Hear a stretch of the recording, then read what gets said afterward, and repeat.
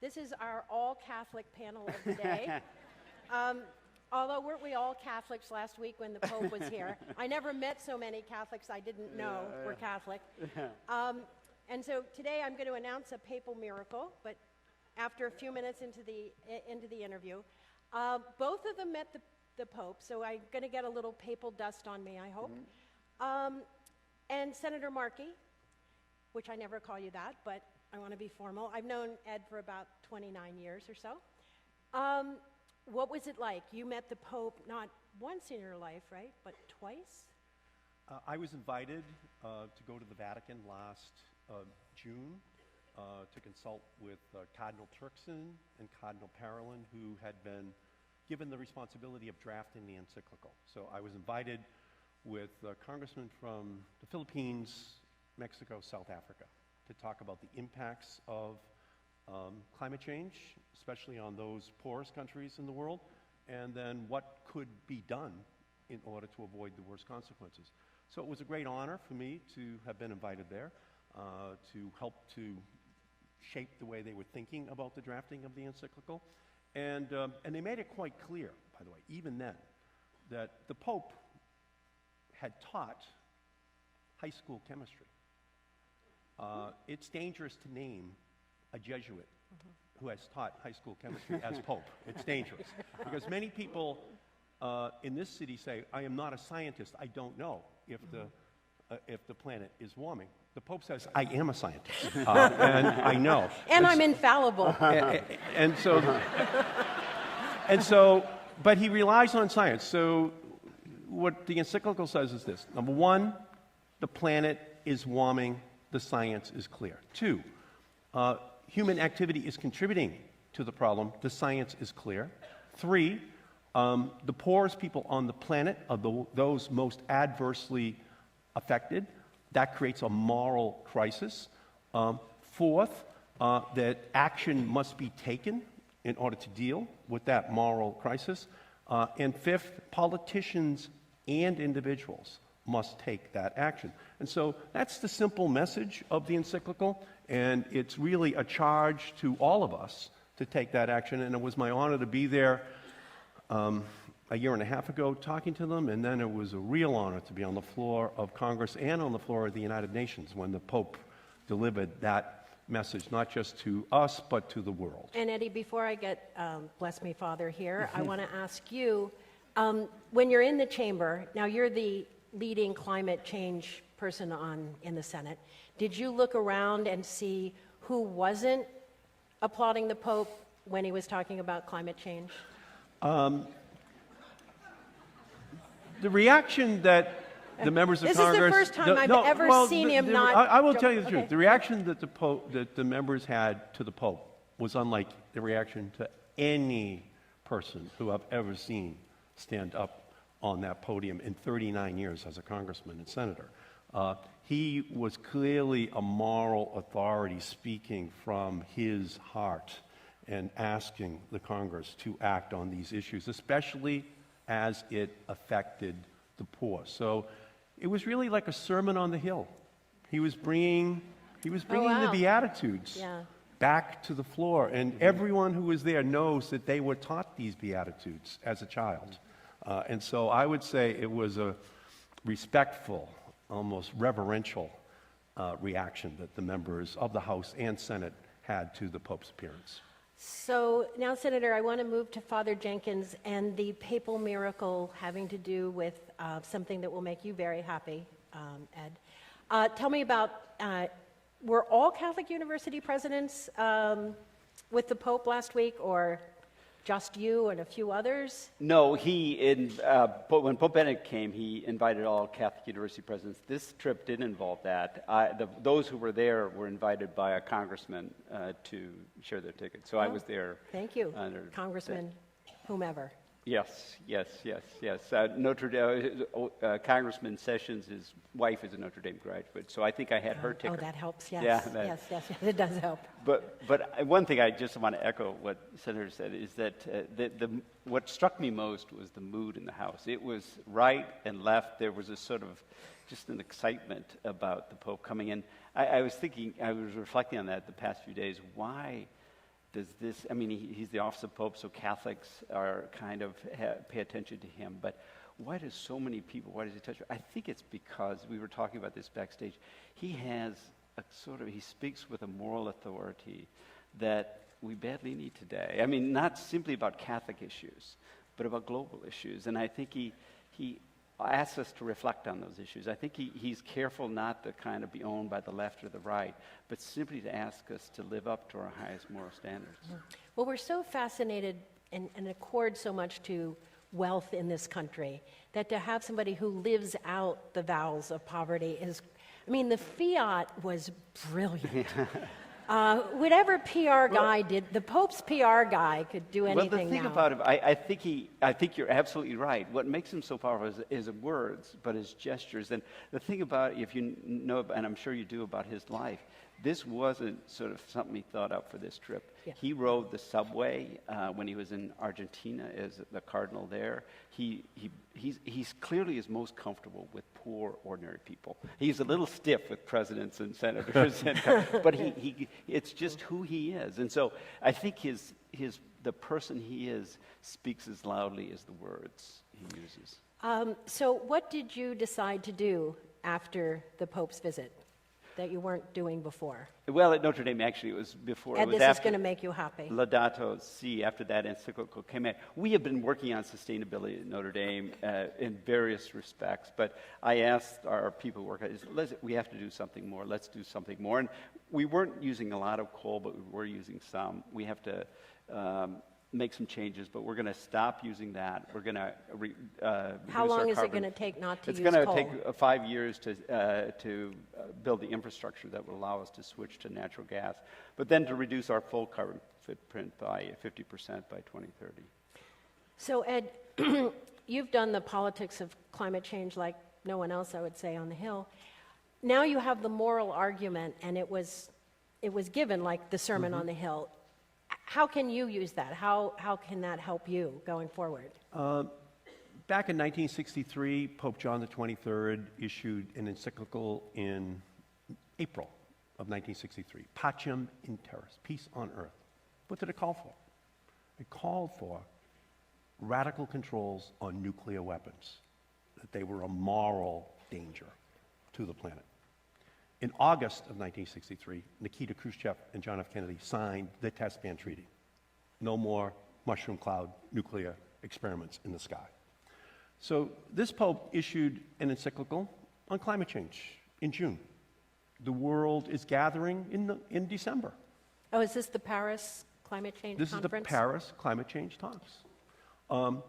Two things happened last week. The Pope arrived, 2 months after he issued his encyclical, but so didn't President Xi from China. And he announced that they were going to cap their greenhouse gases by 2030 and deploy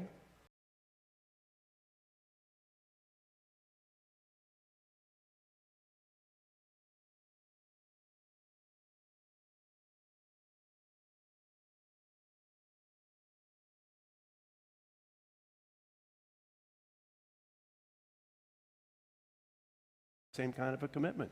So I do think it's become a moral issue. And no country can be seen to be standing on the sidelines when the poorest in their own countries and on the planet are going to be affected by it. And I think the Pope is the moral voice of the planet. And I think it's very hard as a result, as it was back in 19...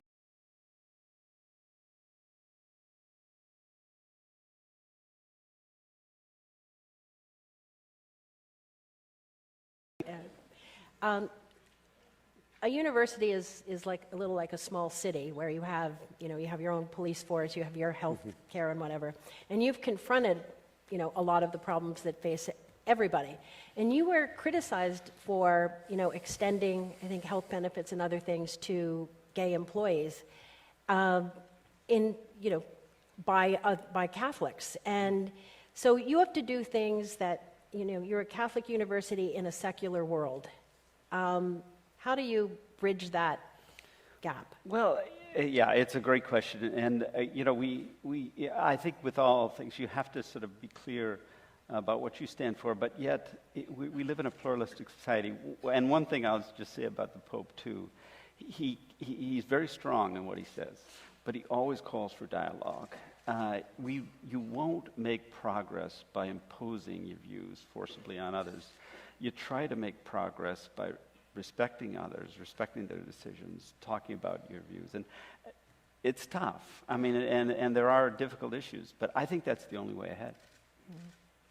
So I had to go, as my parents called it, a heathen school, because I went to Penn State because I'd always been in Catholic school, because Catholic universities were, more expensive than the state school. But everything, I got in life really came from my Catholic education, because if I'd gone to the public schools in my neighborhood, I wouldn't have gotten that education. Mm-hmm. And yet, the whole education system in this country is starved for funds, and we don't have a consensus on it. And, I wonder what the two of you think about that. You're a famous alum of Boston College. You're back there a lot. And I'm more talking about elementary and high school, but, it's the same. Student loan debt is just a scourge upon the country. I think that as the child of a grandchild of immigrants that came in the 20th century to America to have a seat in the United States Senate that John F. Kennedy had, is a tribute to the investment that was made in a generation of people in America who were of immigrant stock, who were able to help our country. And I think to a certain extent that's being lost, that you have to make an investment in each generation. And that's why I think the Pope spoke so strongly about immigrants and about the role that they have to play and how we have a responsibility to welcome the stranger. And I think that's a big gap that we have in our country right now. But ultimately, it's a responsibility that we have to meet. He's saying to us, make the 21st century more educated, more healthy, more prosperous, more fair than the 20th century was. You can do that. You're the United States of America. And he was saying that to the leaders. Do not shirk your responsibility. You should be taking that as your leadership to democratize access to health care and to education. And so it's not easy, but at the end of the day, it is our moral responsibility. And I think the Catholic Church helps with that message, because they are the defenders of the immigrants in America. Mm-hmm. They are the ones who call for them to be educated, for them to be given a world in which they are not discriminated against. And that's why I think his visit is so important, because he reminds us of where we came from, and I think at the end of the day, it is going to pay big dividends. Yeah. My father didn't go to college, but he really psychologically went to Notre Dame. One time Notre Dame beat Michigan, and my father was standing up to get a beer, so he stood up during all Notre Dame games after that, because he thought that made a difference. So he wanted me to go to Notre Dame, but as I said, I went to Penn State. I think we weren't admitting women at that time. I wish we could have admitted I'm not that old, Jenkins. So, what are you doing? No comment. They think I am that old. So what are you doing for, the students who can't make it to Notre Dame on their own? There aren't enough scholarships. Well, actually, we're proud to say, through the generosity of our alumni, need-blind admission. So we don't look at your family income when we admit you. We admit you, and we give you need, according to a government formula, of what you need. I think that helps learning, but I actually think that it's the bigger problem is people, not the number of people come to Notre Dame, but the wider populace. And how do we give them an education? And just thinking about what the senator said here, his parents are probably like mine. There was no sacrifice that my folks would not have made to educate their kids. There was no higher priority in my family, and we have to embrace that as a society. K through 12, as well as higher education. There are serious problems out there, but there's no more important issue I see in there than the next generation. May I add, John Boehner said that the Pope put his hand on his arm and said to John Boehner, "Thank you for what you have done for education in America." So that was the message of the Pope to the Speaker of the House, who was a Republican. So I think And it's... who is gone. Well, I appreciate that, but it was, well, that is what the Pope was thanking the Republican leader for For. working That's right. on, and that That's has right. to be bipartisan. That has to be... How do you keep the music playing? How do you keep the feeling that was on the Hill? And I was there. It's so true. You know, everywhere you went, people were nicer. Yeah, absolutely. That's what I sense too. How do you keep it going on the Hill, Eddie? Bring them back every week. Yeah. I think it is going to last for a while. I think people were moved. I think people understand their responsibility. Now, again, it's not everybody. But I think he touched something in many Republicans and Democrats that said, can't we work together? He was calling for a dialogue. He was calling for people to work together to solve these big issues, especially as they affect the poor. And I actually expect there to be larger results in that area than anyone predicted at the beginning of this year because of the Pope's You know, visit. in some ways, John Boehner's resignation could have been Pope-related, that it was a magnanimous thing to do for the good of your country. Well, that's a good point. And I just to echo what the senator said, is that if you look at a phrase that was used constantly in every address, is the common good.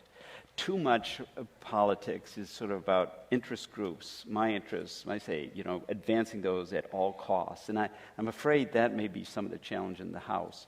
But what the Pope was saying, do what will help all of society. And if we can just focus on that, I mean, I think the solution, there are some obvious solutions. We can have our disagreements, but there's obvious progress to be made. Well, I'm hoping that we are all in a state of grace. Thanks to Senator Markey, Father Jenkins. I thank you for coming. Come again. Well, thank you, Margaret. Thank you. Appreciate it. Thank you.